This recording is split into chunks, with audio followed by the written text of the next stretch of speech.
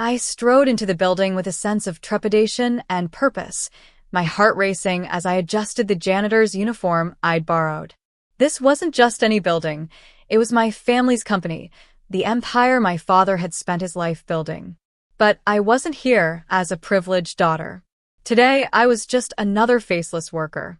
The plan was simple: blend in, observe, and uncover the truth about how our employees were being treated. The receptionist barely glanced at me as I walked in. "Maintenance?" she asked dismissively. I nodded, keeping my head down. "Yes, ma'am." "Break room needs cleaning," she snapped, not even bothering with pleasantries. It was my first taste of the disdain many employees faced. My father had always preached about treating workers with respect, but I was about to discover how far the reality was from his words. The break room reeked of stale coffee and resentment. Conversation stopped as I entered, all eyes turning to the new janitor. One of the employees, a man in his mid-30s with a condescending smirk, muttered loud enough for everyone to hear, "Guess they'll let anyone in here these days." I bit my tongue, reminding myself of my mission. As I wiped down the counters, I listened carefully to their conversations. Complaints about management, long hours, and unfair treatment echoed through the room.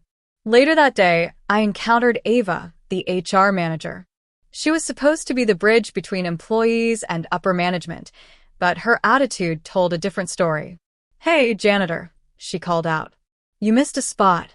Her tone dripped with superiority as she pointed to a nearly invisible smudge on the floor. I clenched my fists, forcing a smile. "Of course, ma'am. Right away." She scoffed and walked off, leaving me seething. If only she knew who I really was. Over the next few days, I witnessed things that left me furious. Employees were overworked, underappreciated, and treated like disposable cogs in a machine. Supervisors barked orders without a shred of respect, and Ava, the HR manager, seemed to take pleasure in belittling her staff. One incident stood out. A young intern named Lily was reduced to tears after a supervisor berated her for a minor mistake. "If you can't handle the pressure, maybe this isn't the place for you," he sneered. I stepped in, unable to hold back. "That's enough," I said firmly. He glared at me. "Stay out of it, janitor. This doesn't concern you." But it did concern me. These were my employees, and I wasn't going to let this slide. That evening, I found Lily in the break room, still wiping away tears. I sat down beside her, offering her a tissue. "Thanks," she whispered. "You don't deserve to be treated like that," I said softly. "No one does." She gave me a sad smile. "It's just how things are here. You get used to it." But I didn't want anyone to get used to it. After 2 weeks of blending in, I had seen enough. The employees weren't the problem. It was the toxic management culture. Ava and her team of supervisors had created an environment of fear and hostility. It was time to take action. The day of reckoning was drawing closer, but I knew I couldn't rush things. I started by building trust with a few employees who seemed genuinely kind but were stuck in the toxic environment. One of them was an older janitor named Mr. Harris. He had worked for the company for over 20 years and had seen the gradual decline in morale. "They used to treat us like family," he said one evening as we cleaned the lobby together. "Now, it's all about squeezing us for every penny." His words stung because they mirrored my own observations. "Things will change," I promised him, though I kept my tone neutral. He gave me a sad smile. "I've heard that before, kid. But I hope you're right." My resolve was tested when I saw Ava berating a young man named Carlos in front of everyone. He had accidentally spilled coffee on her desk while delivering a report. "You're a complete idiot," she snapped. "Do you know how much this desk costs? More than your pathetic salary, that's for sure." Carlos stood there, his face turning red with embarrassment. I couldn't hold back anymore. "Enough," I said firmly, stepping forward. Ava spun around, her eyes narrowing. "What did you just say?" "You don't have the right to speak to him like that," I replied, my voice calm but unyielding. "Everyone makes mistakes." Her face twisted in anger. "You're a janitor. Know your place." I didn't respond, but I made a mental note that Ava's reign of terror would soon come to an end.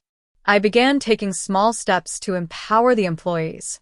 I started anonymously leaving encouraging notes in the break room and slipping small gifts into lockers, things like coffee vouchers or thank you cards. At first, people were skeptical. "What's the catch?" someone asked. "There is no catch," I said quietly one day, overhearing their doubts. Sometimes kindness doesn't need a reason. The atmosphere began to shift, albeit slightly. People started smiling more, and there was a spark of hope that hadn't been there before. I needed allies to take down Ava and the toxic supervisors. I carefully observed which employees had influence among their peers. One of them was Maria, a no-nonsense team leader who always stood up for her team, even when it put her at odds with management. I approached her during her lunch break, carefully choosing my words. "Maria, I admire the way you stand up for people here." She raised an eyebrow. "What's your angle?" "No angle," I replied. "I just think this place could be better, and I want to help." She studied me for a moment before nodding. "All right, janitor. Let's see what you've got." With Maria's help, we orchestrated a small but impactful act of defiance. One of the supervisors, Greg, had been notorious for making employees stay late without pay. Maria and I gathered evidence and anonymously reported him to HR. To my surprise, Ava tried to cover for Greg, dismissing the complaints as exaggerations. That's when I decided to take things to the next level. I secretly recorded Ava berating an employee and forwarded the video to the company's ethics hotline. The video went viral internally, and the employees finally had proof of her behavior. The backlash was immediate. Ava was furious, but she had no idea who was behind the leak. As the days passed, word of the anonymous whistleblower spread like wildfire.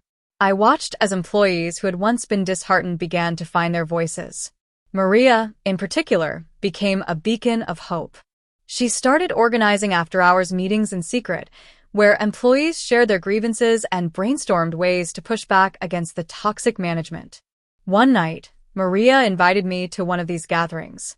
The break room felt alive for the first time in years as people spoke openly.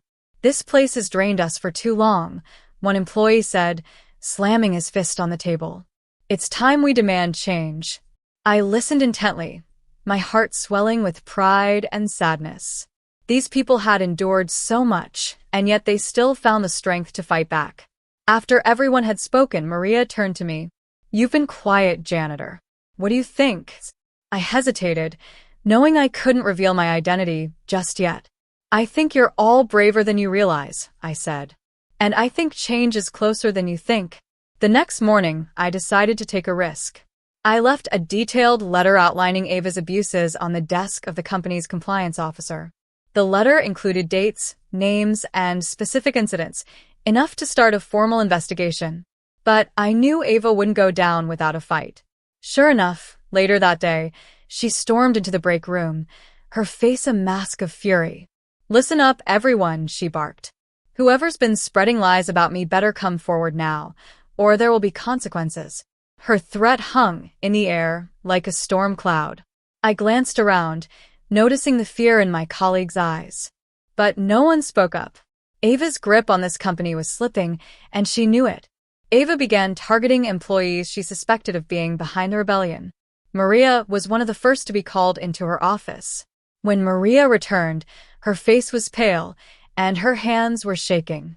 "She threatened to fire me," Maria whispered to me later. "Said if I didn't tell her who's been spreading rumors, I'd be out of a job." I placed a reassuring hand on her shoulder. "Don't let her scare you. She's losing control, and she knows it." Maria nodded, but I could see the doubt in her eyes. Ava's reign of terror wasn't over yet. Despite Ava's intimidation tactics, the employees began to band together. Maria and I worked late into the night, drafting a formal complaint that dozens of employees signed. The document was a damning indictment of Ava's leadership, detailing everything from verbal abuse to unethical business practices. Once it was finalized, we submitted it directly to the board of directors, bypassing Ava entirely. It was a risky move, but we were running out of options. When Ava found out about the complaint, she went on the warpath. She called an emergency meeting, dragging employees into her office one by one. Her goal was clear: to root out the leaders of the rebellion and crush them. But she underestimated the employees' resolve. For the first time, they refused to back down. "I'm not afraid of you anymore," Carlos told her during his meeting. "You can fire me if you want, but you can't silence me." His bravery inspired others to stand up as well. Ava's power was crumbling, and there was nothing she could do to stop it. The board of directors couldn't ignore the growing unrest within the company. They called a meeting to address the complaints, and Ava was forced to defend herself.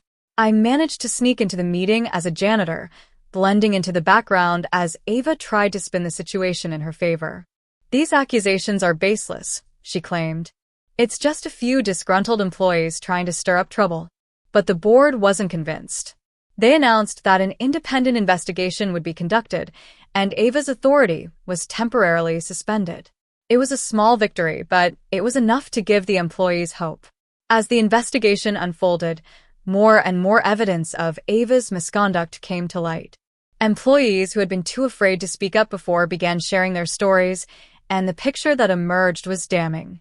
Ava tried to discredit the witnesses, but her lies only made her look worse. The board had no choice but to place her on indefinite leave while they decided her fate. With Ava out of the picture, I knew it was time to reveal my true identity. I called an all-hands meeting, inviting every employee to attend. When I stepped onto the stage, wearing a suit instead of my janitor's uniform, the room erupted in whispers. "My name is Isabella Carter," I announced, "and I'm here to set things right." The shock on their faces was priceless. For the first time, they realized that the janitor they had ignored or dismissed was actually the daughter of the company's founder. For a moment, the room was dead silent. Then the murmurs started. Some employees looked shocked. Others seemed embarrassed, no doubt recalling the times they had dismissed me or treated me poorly. Maria was the first to step forward. You're Mr. Carter's daughters?" I nodded. Yes. "I've spent the last few weeks working alongside you to see firsthand what this company has become. And let me tell you, what I've seen has left me both heartbroken and furious." A few heads dropped, and I could sense the mixture of guilt and relief in the room. "I came here disguised as a janitor because I wanted the truth. I needed to know how you were being treated, and now I do. But I promise you this. Things are going to change." After the meeting, I headed straight for Ava's office. She had been temporarily suspended, but I knew she was still lurking around, trying to salvage her reputation. When I entered, she looked up, her expression twisting into a sneer. "Ah, the princess finally reveals herself. Come to gloats."